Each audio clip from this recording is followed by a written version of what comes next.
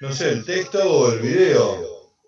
Sí, Yo le todo. mandé, le mandé dos textos, el de Adriana Puigros, el de Daniel Filmus, y el video de la ley 1420, y un videíto sobre la formación del Estado. Sí, sí. De la formación del Estado hablaba como Argentina fue cambiando con el pasar del tiempo en todas las, eh, desde que fue colonia hasta que se independizó Sí, y todo el proceso de formación de la educación que empezó por una forma para gente de la clase social alta, para formar gente políticamente, para que pudieran acceder a los puestos políticos del gobierno. Y bueno, a medida que pasó el tiempo, eh, se fue modificando para que la educación fuera para todos en la escuela primaria. sí, sí. Está bien, Claudia. Los demás compañeros,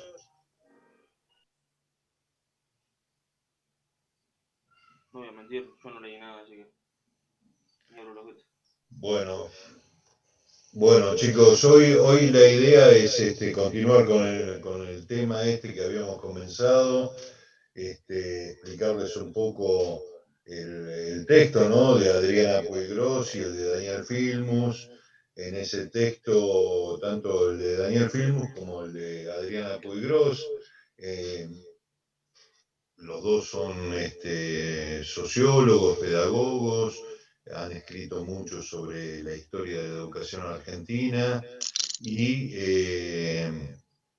en ambos textos los dos capítulos que yo le mandé es un poco lo que habíamos hablado en la clase pasada, ¿no? Tratan del momento de la conformación del sistema educativo argentino a partir de 1880, a partir del momento que hablaba recién la compañera, de la formación del Estado argentino. Y en esos dos textos se trabaja mucho sobre el punto inicial, que es el momento donde se dicta la ley 1420, y lo que usted tiene que tener en claro es que de eso se va a tratar este, los trabajos prácticos. Yo le voy a pedir, ¿no? Lo que tienen que tener en claro es las controversias que surgieron en el Congreso Pedagógico, en el primer Congreso Pedagógico de 1882. Tienen que tener en claro que a raíz de ese Congreso, bueno, la principal controversia es un poco lo que les había explicado, ¿no? La discusión sobre si se daba o no se daba, se enseñaba o no se enseñaba educación católica, educación religiosa en las escuelas primarias. Y 2 años después salió esta famosa ley que va a sentar las bases de la educación, disculpen, de la educación pública en Argentina. Un segundito, me olvidé de silenciar el celular. Este, lo que también tiene que tener en claro es el contexto histórico en que se produce esto. El contexto histórico es un contexto de profunda transformación de nuestro país, una profunda transformación que va a tener consecuencias hasta el día de hoy. Y esa profunda transformación tiene que ver bueno, con la organización del Estado, la particular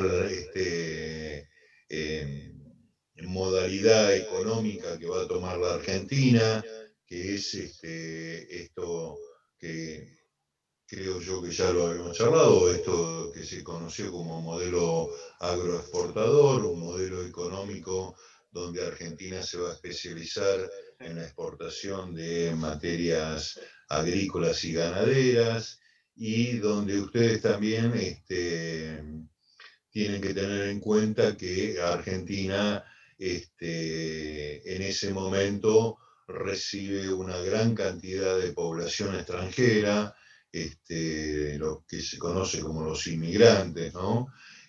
Un detalle importante es que Europa en ese momento había entrado en un proceso también de transformaciones profundas y donde se produce un fenómeno de expulsión de población europea hacia el continente americano. A nuestro país, a la zona del Río de la Plata, cuando digo zona del Río de la Plata, pues porque estoy considerando también, como les decía la vez pasada, la zona de el sur de Brasil, Uruguay y Argentina. Van a llegar una cantidad de inmigrantes muy, muy importantes, de europeos, fundamentalmente de nacionalidad italiana, en primer lugar, después de nacionalidad española y después de otros países, ¿no? También de Inglaterra, Francia, Alemania, Polonia, etcétera, etcétera, Rusia, otros países de Europa. La mayoría de ellos venían a estas tierras en busca de un bienestar económico, mejorar su situación económica y son diversos los motivos por los que vienen, ¿no?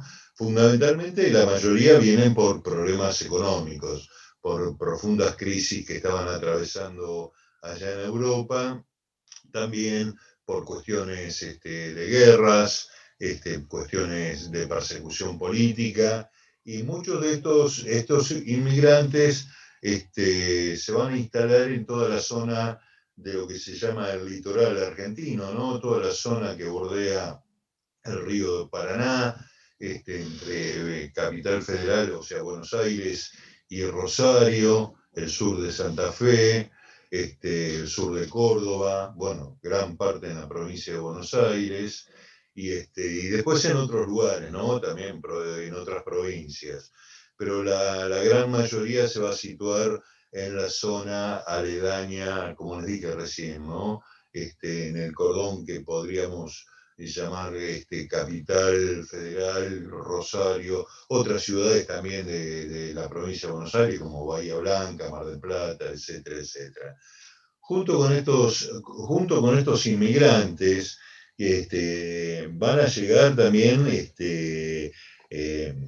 ellos, los inmigrantes, van a provocar una gran transformación cultural en Argentina, ¿no? Porque van a traer tradiciones de sus sitios de origen y van a provocar una gran transformación cultural que va en muchísimos aspectos, ¿no?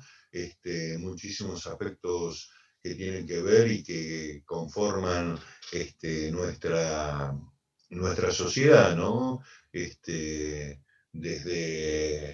desde cosas simples como transformaciones en la gastronomía, en la lengua, por ejemplo. Muchos de nosotros utilizamos ahora términos que vienen vienen de esa época, ¿no? El famoso lunfardo,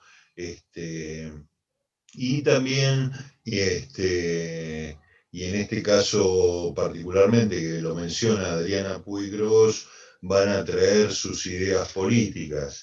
Es la época que hacia 1890 aproximadamente van a cobrar vigencia, van a empezar a tener vigencia paulatinamente ideas que eran desconocidas en estas tierras, ¿no?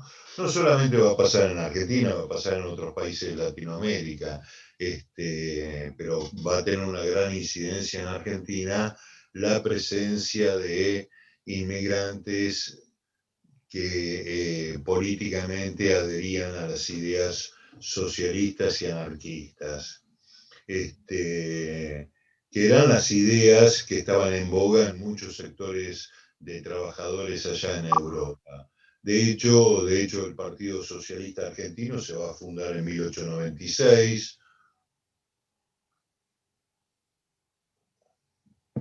Y junto con ellos van a venir también, ellos van a ser, a pesar de tener un carácter no minoritario, no eran no eran sectores masivos, pero sí van a dejar una huella muy importante desde el punto de vista cultural y educativo en nuestra sociedad, ¿no? Las famosas bibliotecas populares que van a organizar tanto socialistas como anarquistas. Bueno, fundamentalmente la primera transformación es la conformación de sindicatos obreros, ¿no? Y también ellos van a través de esos sindicatos, a través de esos centros socialistas, anarquistas, van a fundar una cantidad importante de bibliotecas y van a generar también todo un espacio cultural y educativo muy importante. En este momento histórico, perdón, antes de pasar a lo otro, ellos van a tener una gran incidencia porque van a promover en forma paralela a lo que estaba haciendo el Estado, lo que estaban haciendo otros sectores de la sociedad, van a promover que la población, sobre todo la población trabajadora, la población humilde, los sectores populares, puedan acceder a mejores niveles culturales.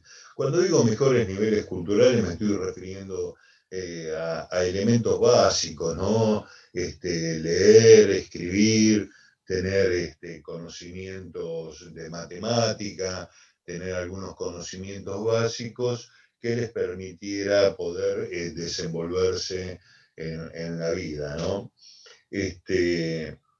Todo esto tiene que ver con algo fundamental, ¿no? Algo fundamental y, y que tiene que ver con la importancia de que la población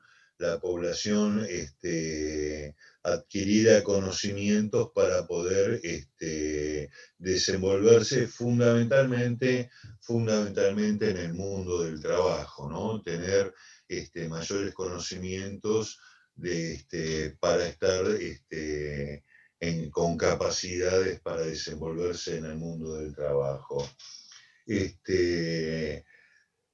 La otra de las cuestiones, y que lo señalan los autores, también que es sumamente importante para tomar en cuenta, es que cuando el Estado asume la responsabilidad de llevar adelante este proyecto educativo, sobre todo en el nivel, como ya saben, acuérdense que la ley 1420 tiene que ver con la educación básica, la educación primaria.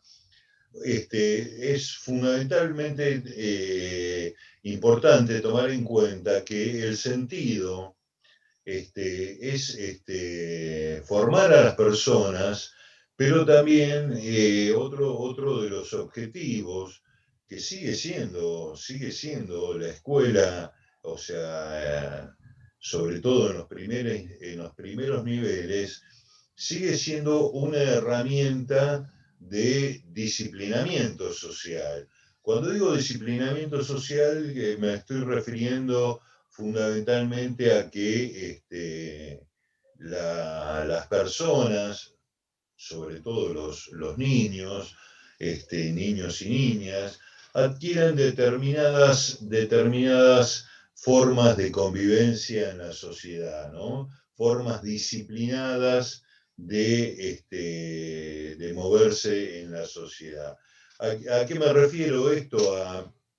Fundamentalmente, cuando hablo de disciplina, fundamentalmente me refiero a que no soy el único, ¿no? Me refiero, esto ya está dicho por muchos autores, y de hecho cuando surge el sistema educativo, surge con esa intención, ¿no? Con la intención de disciplinar a los infantes, por decirlo en términos antiguos, ¿no?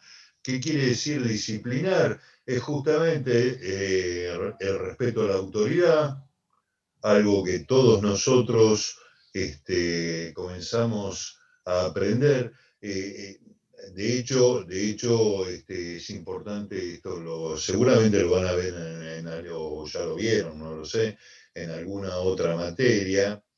La escuela es una de las herramientas fundamentales para lo que los sociólogos y pedagogos y otros científicos sociales denominan socialización secundaria.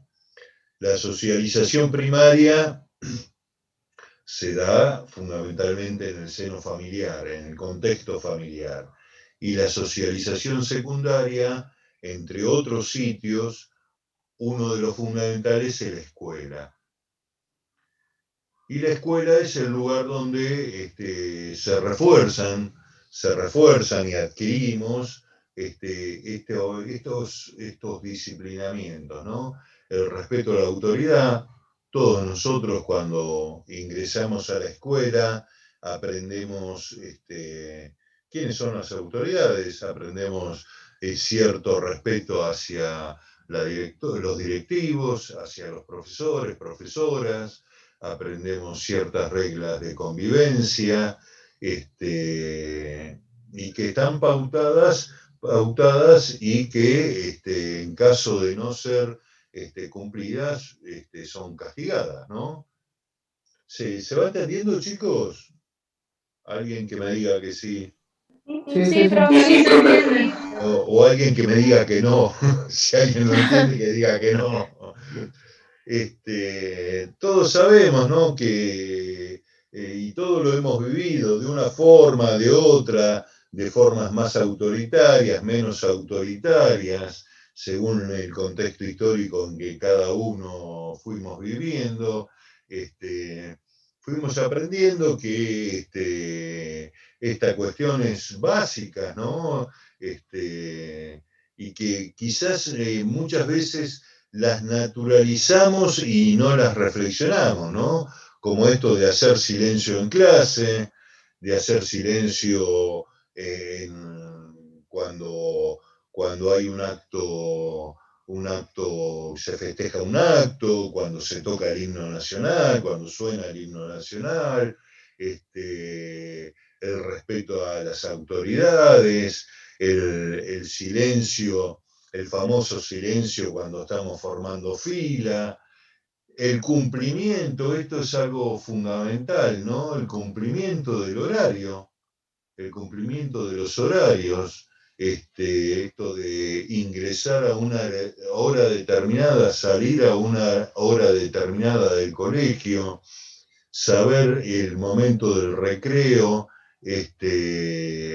son todos elementos que, aunque suenen a ustedes, quizás les suenen muy, muy tontos, como decir, mirá de lo que está hablando, tienen que ver fundamentalmente con un disciplinamiento que después lo vamos a adquirir y que nos vamos a adaptar para, por ejemplo, esto de los horarios, para después adaptarnos al mundo del trabajo.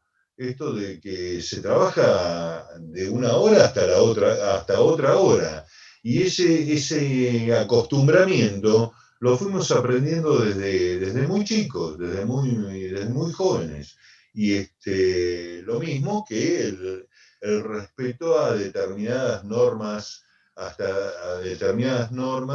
que después también nos ayudan a también cumplir otro tipo de normas en la vida social. Y uno de los objetivos fundamentales de este sistema educativo era justamente, ¿no? Lograr que gran parte de la población, sobre todo la población infantil, adquiriera reglas sociales, adquiriera reglas de convivencia social y pautas de vida, ¿no? Pautas de vida. Otro de los elementos a tomar en cuenta es que a partir de de que el Estado se hace cargo de la educación, el Estado comienza a tener una especie de control social. Un control social que va desde esto que les decía recién, desde la disciplina hasta controlar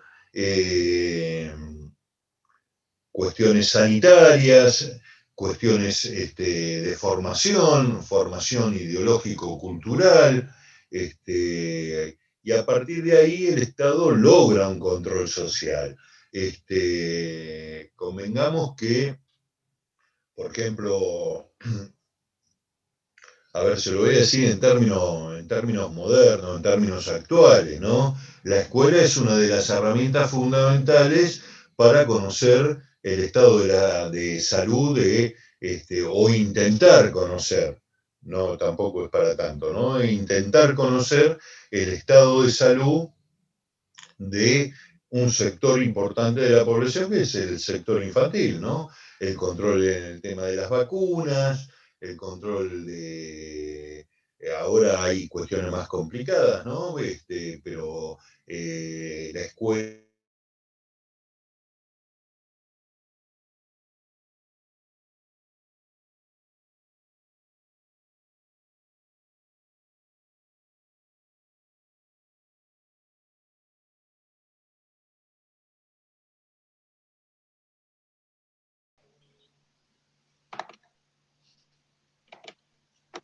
Bueno, ya estamos volviendo. Qué rápido que se pasó, ni cuenta me di yo. ¿Eh? Sí, pasó rápido. Ni cuenta. Hablé muy rápido, ¿quién dijo eso? Yo. Ni cuenta me di de que era la hora. Discúlpenme. Bueno, se han sumado un montón de compañeros.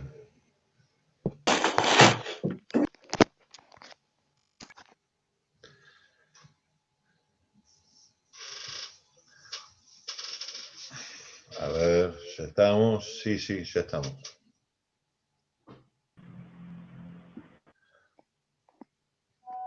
Pero. Bueno, les decía, ¿no? Esto del control social, ¿no? El control social, por ejemplo, a nivel sanitario. A ver, yo les estaba dando ejemplos relacionados con la actualidad, ¿no? Hoy por hoy la escuela es uno de los sitios donde inmediatamente se detectan diversos problemas que tiene la población infantil, ¿no? Desde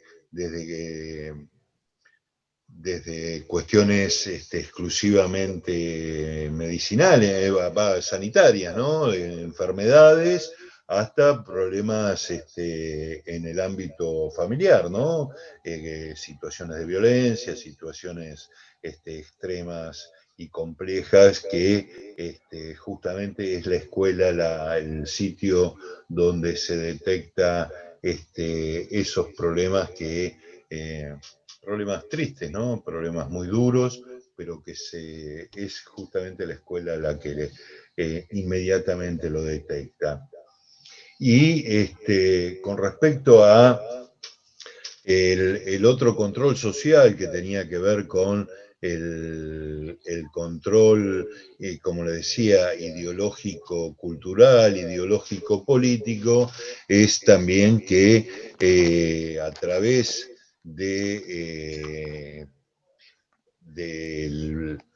lo que se nos enseña, de la currícula, es a través de esa herramienta donde nosotros vamos recibiendo un determinado tipo de formación, determinado de formación, tanto de carácter humanístico como de carácter científico.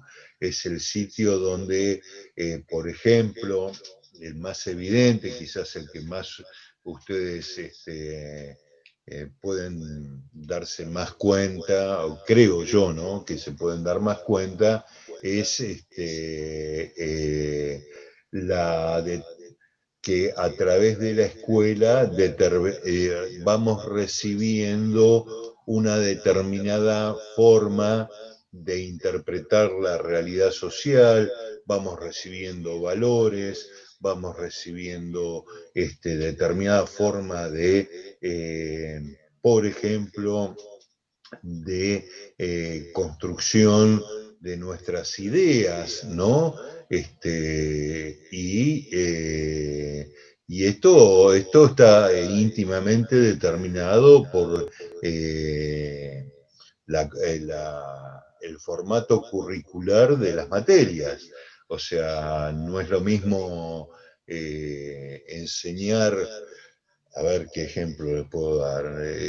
Sí, depende, enseñar la historia con un enfoque o con otro enfoque. Acá es fundamental eso.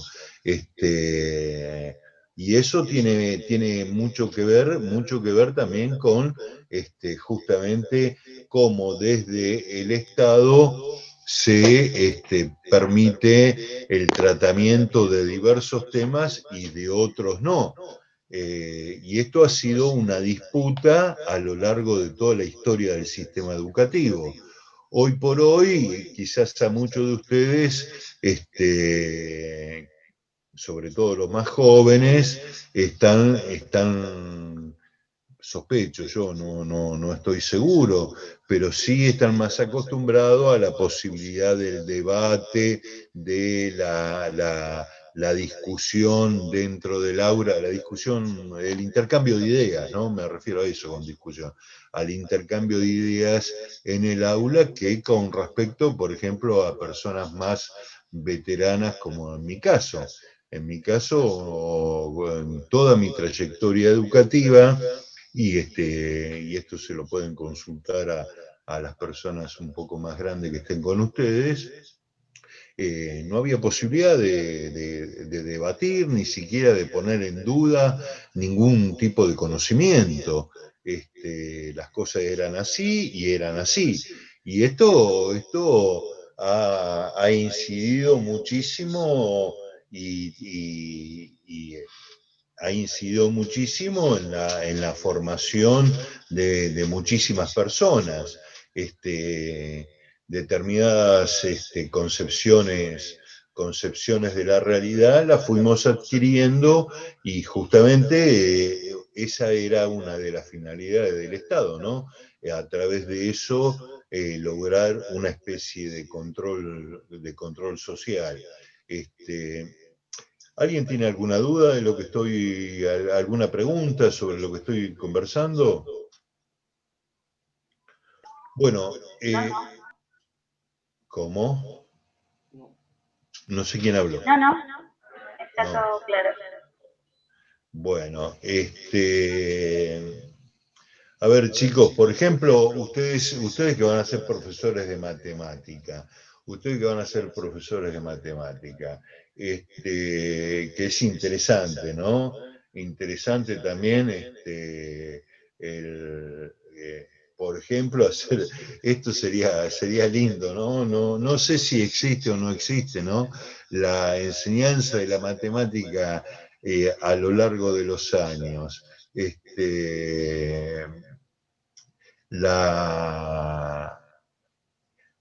Y esto es importante.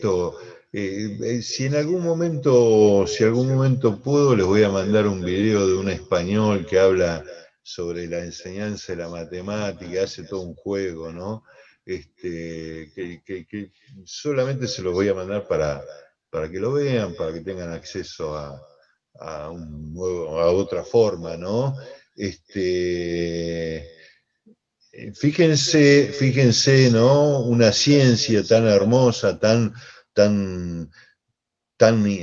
intrincada, que pone en juego el razonamiento, una de las cuestiones más importantes de los seres humanos.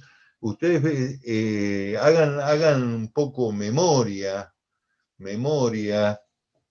sobre si alguna vez tuvieron alguna profesora o profesor que les enseñara ¿para qué sirven las matemáticas?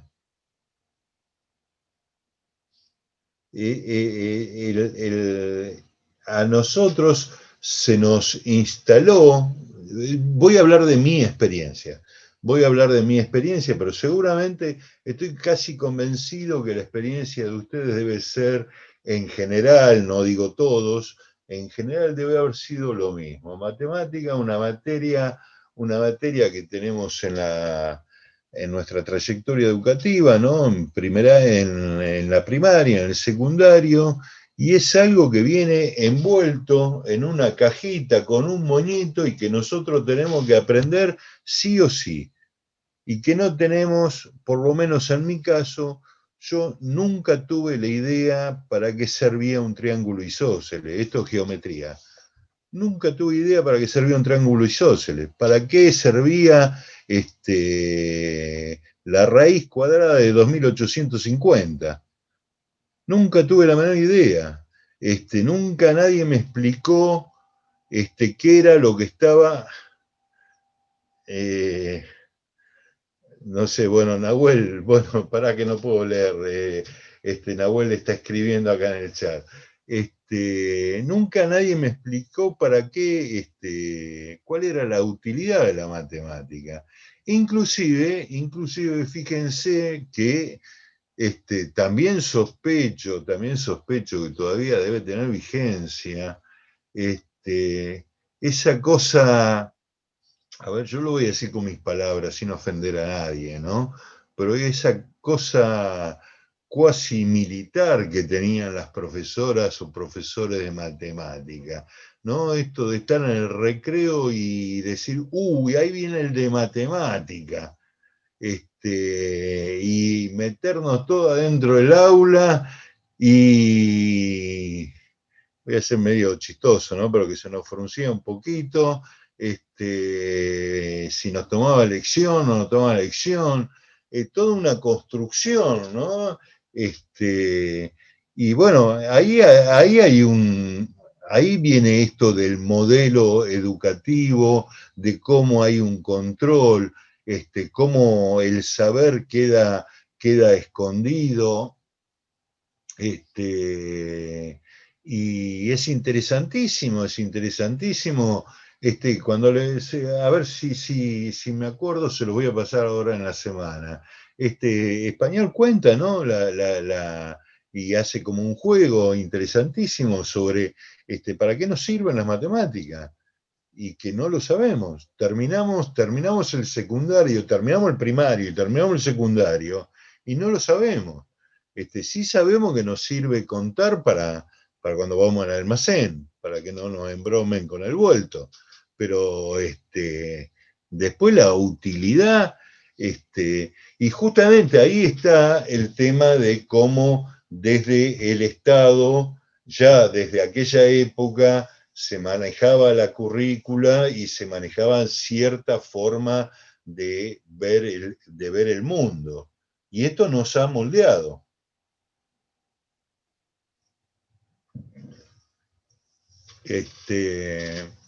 Bueno, la idea, chicos, también es que ustedes tengan en cuenta que esto se los voy a ir pasando en la semana también. Tengan en cuenta que esta democratización, o entre comillas, democratización que se da hacia 1880 a partir de la ley 1420, se dio un contexto de un gobierno conservador, un gobierno para pocos. Simplemente esta ley hablaba del sistema de la modalidad de la escuela básica, la primaria, y en esa época tanto la escuela secundaria como la escuela, como el nivel universitario quedaron restringidos para los sectores privilegiados. La democratización que hubo fue simplemente en el nivel primario. Pero a pesar de esto, lo válido es que fue, aunque parezca contradictorio, ¿no? Ustedes me van a decir, ¿cómo? Un gobierno conservador, un gobierno de minorías, ¿permitió esto? Sí, lo permitió, y tiene que ver con las contradicciones que hay muchas veces a nivel social, y la validez y la importancia ya para ir cerrando con este tema, tiene que ver justamente con que sentó las bases en nuestro país de un sistema educativo estatal y para amplios sectores de la población. Después, con el correr del tiempo, esto también iba a suceder en el nivel secundario, pero muchísimo más tarde. Muchísimo más tarde. El nivel secundario, realmente durante muchos años, y cuando digo muchos años estoy hablando hasta hace pocos años atrás, hasta antes del regreso de la democracia, era un nivel de educación solamente al que llegaban los sectores que tenían cierto nivel económico. La escuela secundaria durante muchísimos años se caracterizó, solamente se podía ingresar rindiendo un examen, no estaba tan amplia como es al día de hoy. Hoy hay escuelas secundarias en casi todos los, por ejemplo en Campana, en casi todos los barrios, y hasta hace no muchos años, 30 años atrás, en Campana había 30, 40 años atrás, en Campana había una sola escuela secundaria, que era la escuela normal. Después comenzaron a aparecer algunas escuelas medias, en los años 80, la escuela media 2, la media 3, fueron ampliándose, pero esto fue, si tomamos la historia en todo su tiempo, ¿no? Fue hace relativamente poco tiempo. Y durante, como les decía recién, durante largo plazo, el ingreso a la escuela secundaria era a través de exámenes obligatorios y sumamente exigentes. ¿Qué llevaba esto? ¿A qué llevaba esto? A que solamente pudieran ingresar sectores medios acomodados, sectores de la sociedad donde los chicos o chicas podían haber hecho un curso en una maestra particular que los preparara para ese famoso examen de ingreso, que no era fácil.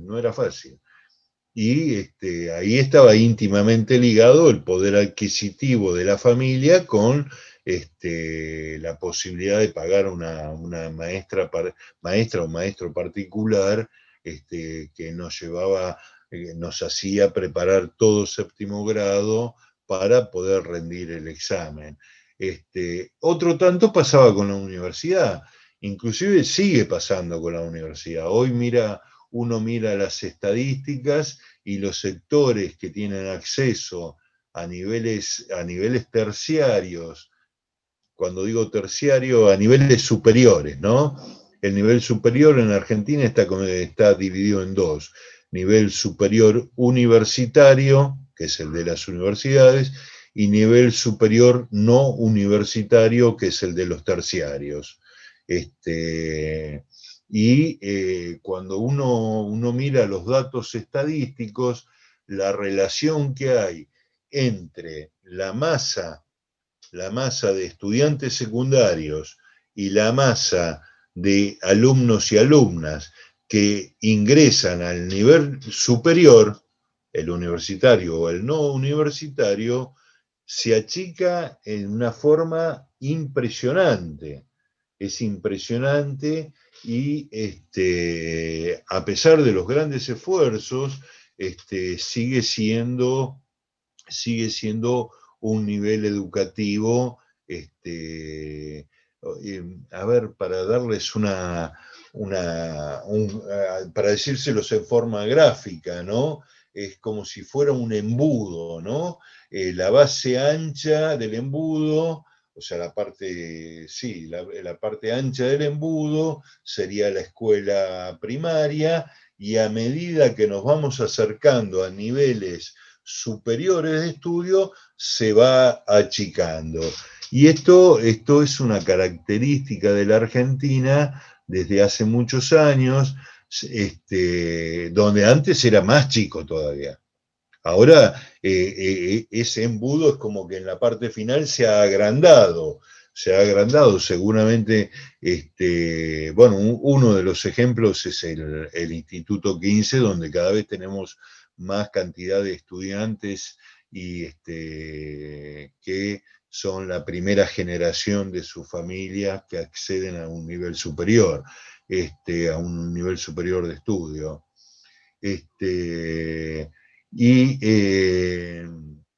Y esto tiene que ver, medio me descolgué un poco del tema, ¿no?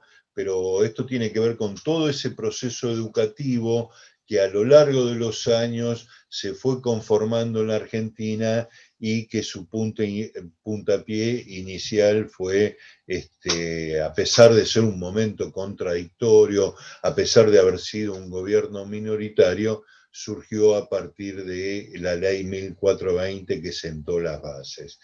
Otro punto, y volviendo a la educación en aquella época, que también es algo que ha caracterizado a la Argentina y particularmente tiene que ver, yo no me recuerdo si se lo dije en la clase anterior, ¿no? Pero otro de los temas interesantes es el perfil de enseñanza que ha tenido la Argentina. La Argentina se ha caracterizado por ser un país donde la mayoría de su enseñanza durante muchos años, y todavía sigue teniendo preeminencia, ha sido de carácter humanístico, no de carácter técnico. Y esto tiene que ver fundamentalmente con el modelo económico de la Argentina. Argentina ha sido un país que ha tenido grandes, primero y principal, un país que comenzó su proceso de industrialización muy tarde, hacia 1940. Después de la crisis del 30, hacia 1940, y fundamentalmente durante el primer y segundo gobierno de Perón, es que se produce un proceso de industrialización muy importante de Argentina y que tiene su gran desarrollo hasta la década de mediados de los 70. Después nuevamente, y en la época de la dictadura militar, se provoca un proceso de desindustrialización que sigue hasta el día de hoy, un proceso que va a los ponchazos. Y esto tiene su correlato en el sistema educativo. El sistema educativo, el mejor ejemplo, para ser gráfico, es la falta de escuelas técnicas, la falta de desarrollo de escuelas técnicas, de universidades técnicas. Y un ejemplo clarísimo es el de Campana. Campana, que estamos en una zona industrial, ¿cuántas escuelas técnicas tiene? 3. 2 estatales y una privada. La estatal, la Luciano Reyes, la otra que está ahí en el barrio Siderca, no me acuerdo el nombre, y la escuela Roca. Y la escuela Roca, que es relativamente nueva. O sea, prácticamente... Sí, Soledad, no te escucho. Las dos son más o menos nuevas. Porque la que estuvo siempre es la de Luciano Reyes. Sí, la que estuvo siempre era Luciano Reyes. Sí, se te corta, Soledad. No sé. Se escucha mal. Se escucha mal, sí. Hay la tormenta que se viene es.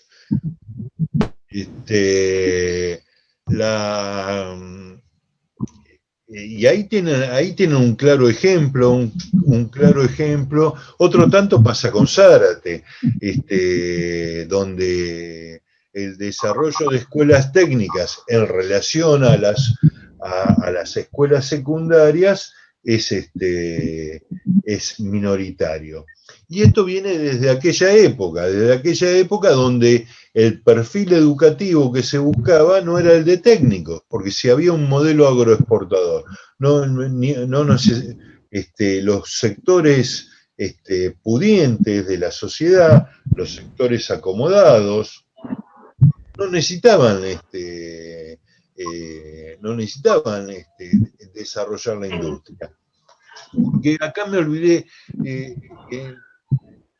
de contarles algo importante, discúlpenme, es una de las claves del modelo agroexportador, porque yo le conté una pata del modelo agroexportador. Una de las patas del modelo agroexportador es Argentina especializada en la venta de productos agrícolas y ganaderos.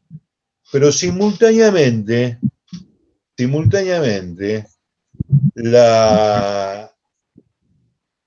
todo lo que sea la compra o la adquisición de productos industrializados, directamente Argentina los compraba al exterior, se los compraba a Inglaterra. Argentina exportaba esos productos fundamentalmente a Europa, exportaba hacia Europa fundamentalmente a Inglaterra, pero como regreso de eso era que Inglaterra nos vendía productos industrializados. Entonces, un poco, y para decirlo en forma media esquemática, un poco los sectores dirigentes de la Argentina, que habían creído que Argentina siempre iba a ser esa falsa idea de que siempre íbamos a ser el granero del mundo, y que siempre íbamos a vender productos agrícolas y ganaderos, nunca se preocupó por desarrollar, realizar un desarrollo industrial de la Argentina. Entonces, siempre se compró en el extranjero. Y esto chicos, cuando digo comprar en el extranjero, productos industrializados, estamos hablando hasta de cosas muy elementales, el alambrado, cuestiones muy, muy simples, no grandes maquinarias y eso. Cualquiera de ustedes, está bien que ahora no es un lugar turístico como para ir a visitar porque están medidas embromadas, ¿no? Pero cualquiera de ustedes, sí, que es de Campana, o de Zárate, o bueno, recién escribió alguien que es de Lima, se acerca a la estación ferroviaria y presta atención a los elementos de construcción, son todos ingleses. Y todos dicen Made in England, producido en Manchester, etcétera, etcétera. Hasta los tornillos. Todo se importaba prácticamente todo. Inclusive hasta la ropa, muchísimos elementos eran importados. Y esto llevó a que la industria que se desarrollara en Argentina sea la industria básica, industria alimentaria, pero así la gran industria tardó muchísimo en desarrollarse. Y es por eso, como bien señaló recién el compañero o la compañera de Lima, es que, por ejemplo, comentaba este compañero, recién comentaba que en Lima, donde está la central nuclear de Atucha, hay una sola escuela técnica. O sea, no hay preparación para la formación, no hay ningún establecimiento para la formación de personal para este establecimiento. Y este modelo justamente nace también en aquella época, ¿no? Y es por eso que tanto nuestra escuela primaria como nuestra escuela secundaria tiene un carácter fundamentalmente humanístico. Y de hecho, si ustedes se fijan en las especializaciones que hay en los niveles secundarios acá en la zona, ninguna tiene carácter técnico, son caracteres que no tienen que ver con el mercado de trabajo de la zona. Bueno, chicos, a ver, algún comentario, algún aporte, alguna pregunta. Nos quedan unos minutitos nada más.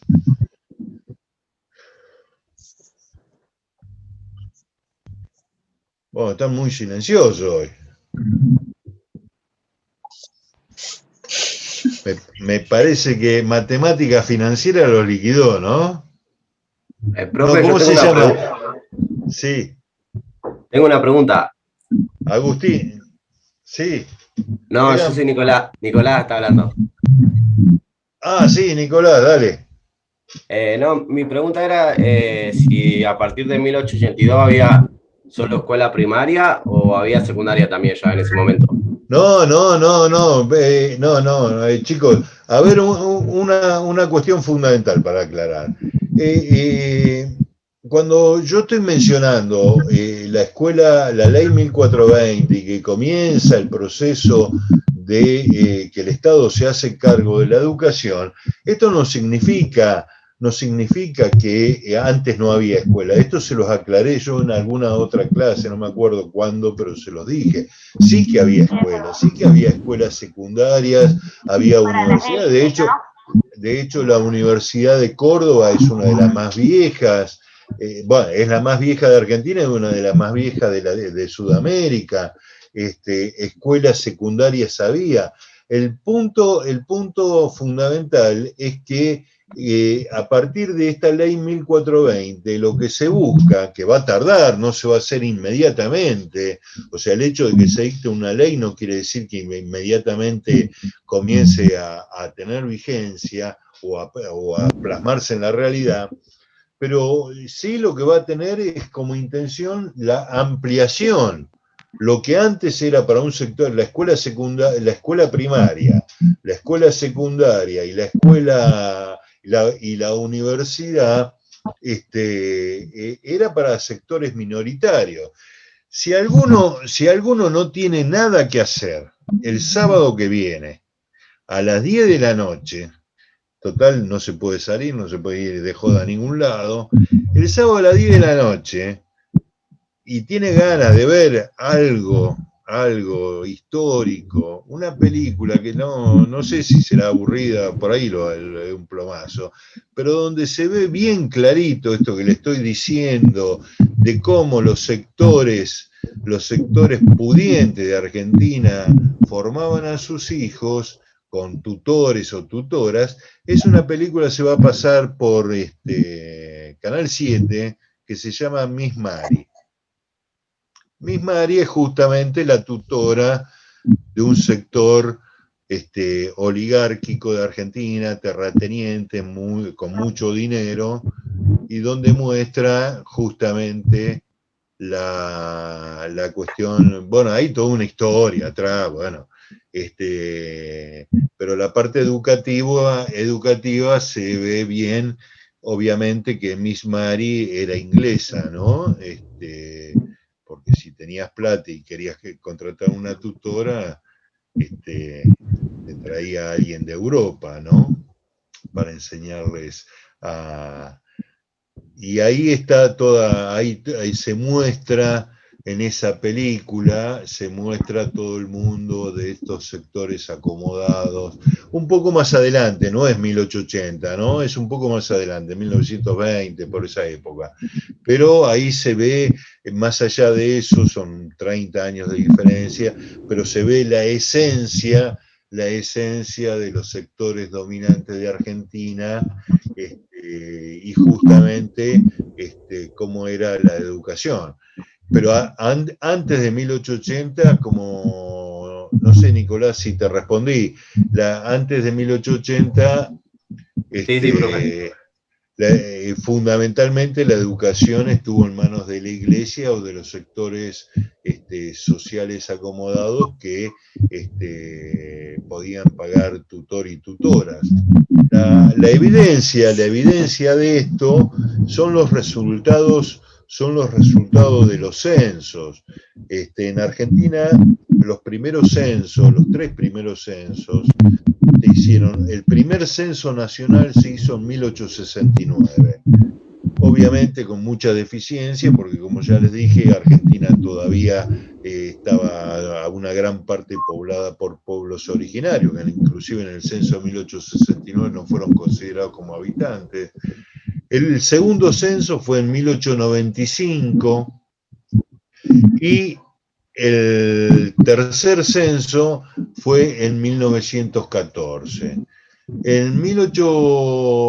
Tomando 1869, 95 y 1914, se ve claramente, más allá de las deficiencias de los censos, se ve claramente cómo tanto el primero como el segundo, los niveles de analfabetismo eran muy grandes. Y ya en el tercero, en el de 1914, se ve una clara disminución del analfabetismo. Alguien me preguntaba recién cómo se formaban los maestros y maestras. Los maestros y maestras se formaban justamente en las escuelas secundarias, en las escuelas normales, y eran de los sectores pudientes. Y es famosa la anécdota también de Sarmiento cuando trajo maestras de Estados Unidos, ¿no? Hubo todo un proceso paulatino, y sobre todo la gran formación de maestros y maestras se va a dar ya iniciado el siglo XX, y en escuelas normales, lo que se llamaban escuelas normales, donde la Escuela Normal de Paraná, escuelas normales de otros lugares, es famosa la de Paraná. En el texto de Adriana Puigros lo menciona, ¿no? La Escuela Normal de Paraná como un centro de formación de docentes, y pero eran todos de clases sociales acomodadas. Sí, Soledad, ¿querés hablar? Ah, no, no, perdón. Sí. No se te escucha. Bueno, chicos, quedan unos minutitos nada más. Nos vamos, espero que les haya aclarado algo. La clase que viene vamos a continuar un poco más, vamos a adelantarnos un poco más a nivel histórico, vamos a pasar ya... Te hago una pregunta, profe, antes que me olvide. Pero el texto de Filmus habla de desgranamiento escolar. Eso no me quedó claro, no sé qué es eso.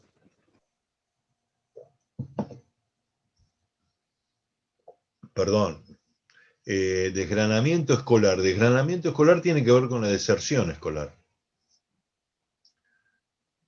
No sé en qué, porque me nombrá esa frasecita, no sé bien cómo lo dice, no recuerdo cómo lo dice Filmus, pero el desgranamiento escolar es eso, es la deserción escolar. Dice, el crecimiento educativo del país estuvo fuertemente limitado por los altos niveles de desgranamiento escolar. Sí, la deserción escolar. La deserción escolar. Durante mucho tiempo la escuela primaria eran pocos los chicos que llegaban hasta el último grado. Exactamente es lo mismo que pasa en la actualidad con el nivel secundario. El nivel secundario y se ve clarísimo en los datos estadísticos, se ve clarísimo como a partir del tercer año de escuela secundaria comienza esto, desgranamiento, deserción escolar. El abandono de las clases, ¿se entiende? Sí. Y exactamente, chicos, y exactamente lo mismo pasa en los niveles superiores. Hoy ustedes son 27, 30, y aquellos les pido que por favor traten de continuar todo, hagan el esfuerzo, pero la experiencia demuestra que a tercer año de los 27 van a llegar menos, por diversos motivos, no hay un solo motivo. Sí, por supuesto, el económico tiene muchísima incidencia, pero hay diversos motivos. Pero sí, el económico es el fundamental. Chicos, queda menos de un minuto. Si se corta, abrazo, nos vamos comunicando y cualquier comentario me lo dicen por el WhatsApp. Bueno, muchas gracias. Listo, Bueno. gracias, profe. Bueno, dale. Chao, Abrazo, profe. chicos. Chao, profe. Abrazo. Chao, chao. Hasta la próxima.